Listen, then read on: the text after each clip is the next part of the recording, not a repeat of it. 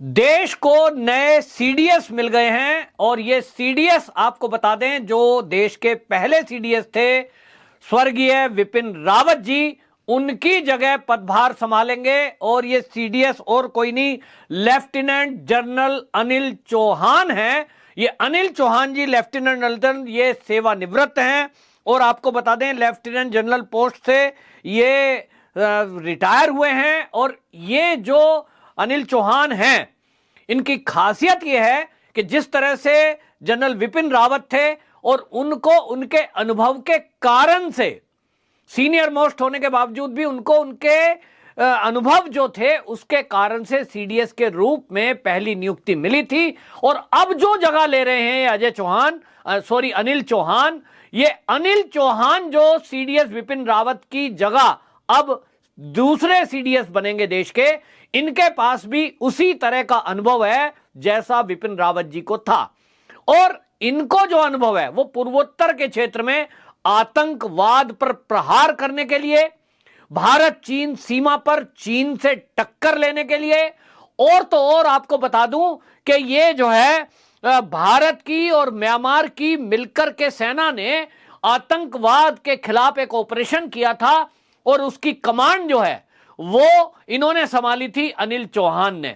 और इसलिए इनको खास तौर पर आतंकवाद पर प्रहार, संयुक्त रूप से ऑपरेशन करना, और यहां तक कि बालाकोट में जो सर्जिकल स्ट्राइक हुई थी, उस बालाकोट की सर्जिकल स्ट्राइक की स्ट्रेटेजी बनाने में भी ये अनिल चौहान शामिल थे।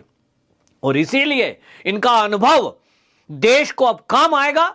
जिस तरह से हमने देश में देखा कि जनरल विपिन रावत जी को जब सीडीएस बनाया गया था, उस सीडीएस बनाने की आवश्यकता इसलिए पड़ी थी कि कई बार नौसेना, वायुसेना और थल सेना किसी ऑपरेशन में भाग लेते थे तो ऑपरेशन में तालमेल की कमी देखी जाती थी कि भाई ऑपरेशन करना है, कोई संयुक्त रूप से अभियान छेड़ना है तो एक का परमिशन आया, दूसरे का नहीं आया, सरकार तक प्रपोजल नहीं पहुंचा, और इस तरह से तीन अलग अलग कमान चलते थे। और इसीलिए एक पोस्ट बनाई गई। और आपको बताऊं, दुनिया के ताकतवर देश जितने भी हैं वहां इस तरह से संयुक्त एक पोस्ट होती है और वो रक्षा मंत्रालय के अंडर होते हैं। और एक तरह से रक्षा मंत्रालय में जो सचिव हैं उस स्तर की इनको सेवा मिलती है। अब ये रक्षा मंत्रालय में सचिव का पदभार भी देखेंगे। जो भी सेना से जुड़े हुए मामले होंगे तो ये उसके सेक्रेटरी लेवल पे भी हैं और एक फैसला इनका तीनों सेनाओं को एक्टिव कर सकता है एक ही आदेश से। और इसलिए यह महत्वपूर्ण हो जाता है कि ऐसा कोई पोस्ट हमारे देश में होता। लेकिन सोचिए, देश को आजाद हुए आज 75 साल हम मना रहे हैं, 75वीं वर्षगांठ मना रहे हैं, लेकिन कभी इस देश की सेना को मजबूत करने की दिशा में पहलों की सरकारों ने सोचा ही नहीं। कांग्रेस की सरकार की तो हद यह थी कि जो सेना साजो सामान मांग रही थी, सरकार से बार बार रिक्वेस्ट कर रही थी कि भाई बॉर्डर पर सड़क बनाइए, बॉर्डर पर रेल मार्ग बनाइए, चीन हमारे देश के बॉर्डर पर बैठ गया है, वो वहां तक गाड़ियों से गश्त कर सकता है, उसकी ट्रेन वहां आ सकती है, उसने वहां स्थायी बंकर बना लिए हैं। और भारत के सैनिक कहते थे, तो भारत में जो उस समय कांग्रेस की सरकारें रही हैं, ए के एंटनी का बाकायदा संसद के अंदर बयान है जब वो रक्षा मंत्री थे। वो कहते हैं हमने बॉर्डर पर सड़क इसलिए नहीं बनाई कि चाइना हमारे देश में आ जाएगा। किस तरह की मानसिकता रखने वाली सरकारें पहले थी कि उन्होंने सेना की इस गंभीरता को नहीं समझा कि वो ये कह रहे हैं कि भाई सेना के पास आधुनिक लड़ाकू विमान हो, सेना के पास आधुनिक टैंक तोप हो और आधुनिक अस्त्र शस्त्र हो। कोई जरूरत नहीं समझी गई, क्योंकि शायद कांग्रेस के एजेंडे में भारत को मजबूत करना था ही नहीं।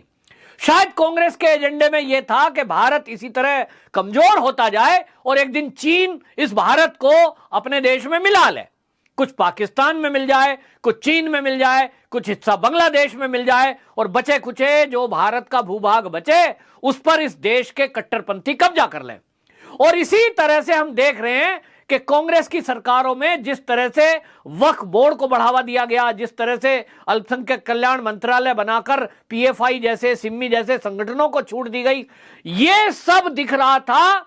आतंकवाद लगातार बढ़ रहा था, कश्मीर के अंदर लगातार हिंदुओं की हत्याएं हो रही थी, लेकिन केंद्र में बैठी हुई कांग्रेस की सरकार केवल मलाई मारने के अलावा कोई काम नहीं कर रही थी। 2014 में मोदी सरकार आई, सबसे पहले उन्होंने सेनाओं को बुला करके यह पूछा आपकी आवश्यकता क्या है। उन्होंने कहा साहब आज 5th जनरेशन के लड़ाकू विमान दुनिया के पास हैं लेकिन हमारे पास नहीं है। मोदी जी ने कहा ओके सैंक्शनड।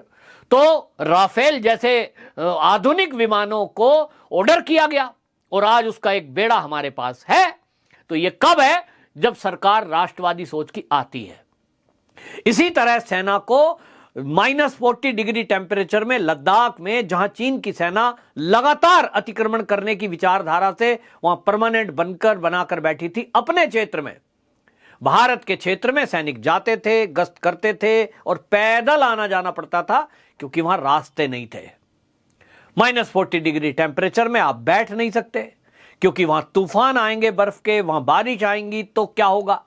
और इसलिए जरूरत थी, उस कठिन परिस्थिति में हमारा सैनिक कैसे टिकेगा, कैसे मुकाबला करेगा।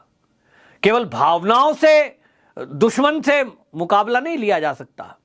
मोदी सरकार ने यह तय किया कि आज चीन की सेना के आंख में आंख डालकर आमने सामने जैसी उनकी स्ट्रेंथ वैसी अपनी स्ट्रेंथ तैयार कर दी। आज आधुनिक बंकर भारत की सेना के पास चीन से भी ज्यादा उन्नत किस्म के हैं और इसलिए चीन को लद्दाख में पीछे हटना पड़ता है। और इसीलिए मोदी सरकार ने यह तय किया। और आपको बता दूं 9 महीने लगभग ये पोस्ट खाली रही है और 9 महीने के बाद आपको बता दें ये पूर्वी कमान के general officer commanding in chief ये रहे थे।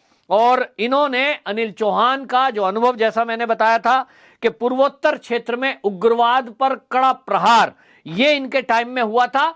और इसलिए आज के समय में जब अब देखा जाता है कि देश के अंदर आतंकवाद इस समय बाहर से गिनती के कोई लोग आ रहे हैं, जैसे पाकिस्तान से लगातार सीमा पार करके आते थे, बम ब्लास्ट होते थे।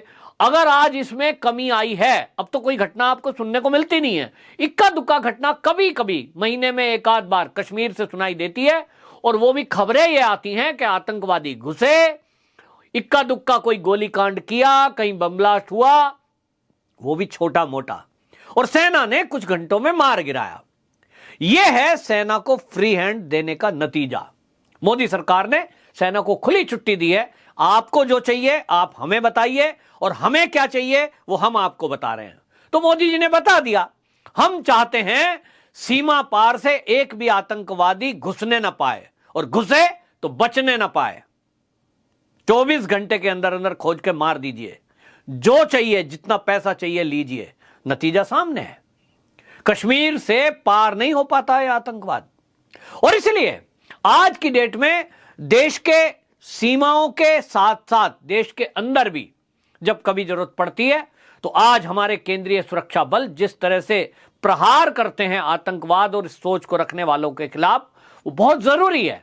लेकिन अब जो ये अनिल चौहान हैं, इनकी नियुक्ति अब आपको बता दूं कि सबसे ज्यादा ये चीन को परेशान करेगी, क्योंकि चीन के बॉर्डर पर ये कमांड को संभालने का अनुभव जो है इनके पास, इनको पता है कि चीन की रखरखाव से ये वाकिफ हैं, चीन कब क्या हरकत करेगा।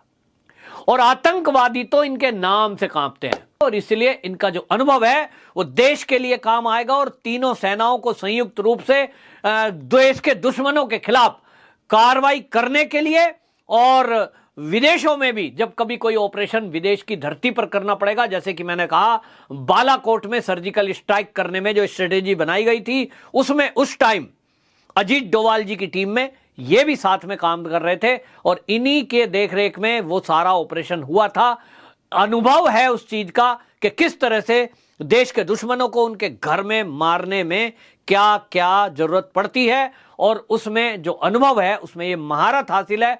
कुल मिलाकर के ये जो मोदी सरकार की तरफ से जो नियुक्ति की गई है, ये नियुक्ति बहुत ही विचार विमर्श करके की गई है। और जैसे ही इस नियुक्ति का ऐलान हुआ है तो हमारे दो दुश्मन हैं, एक पाकिस्तान और एक चीन, दोनों देशों में इनका नाम घोषित होते ही खलबली मच गई है। क्योंकि अब यह माना जा रहा है कि जिस तरह से अभी तक ये आतंकवादी एक एक दो दो करके देश में आ रहे थे, और खासतौर पे कश्मीर में, इसी तरह पाकिस्तान से पंजाब बॉर्डर पर जो नशे का सामान और हथियार गिराए जा रहे थे, अब जो पाकिस्तान की सीमा में इस तरह से आतंकवादी कैंप चल रहे हैं। सरकार की मंशा है कि अब बॉर्डर पार इस तरह से ऑपरेशन करने की आवश्यकता है, और जिस तरह से एक बालाकोट ऑपरेशन हुआ था तो आतंकवादियों के ठिकानों को नेस्ता नाबूद कर दिया था हमारे सैनिकों ने, अब इसी तरह का ऑपरेशन आप देखेंगे कि अगले आने वाले दिनों में लगातार आपको पाकिस्तान की भूमि में घुसकर इस तरह के ऑपरेशन और ज्यादा दिखाई देंगे। अब एक बड़ा सर्जिकल स्ट्राइक के बजाय छोटे छोटे सर्जिकल स्ट्राइक होने की जो संभावना है, क्योंकि इनके पास जो अनुभव है अनिल चौहान जी के पास, वो उस तरह का है कि वो सारी जानकारी रखने के साथ साथ ये ऑपरेशन में भी माहिर हैं कि दुश्मन को उनकी धरती पर घुसकर, उनके घर में घुस के कैसे मार गिराना है। कुल मिलाकर बहुत ही ये अच्छी बात है और अच्छी खबर एक आई है।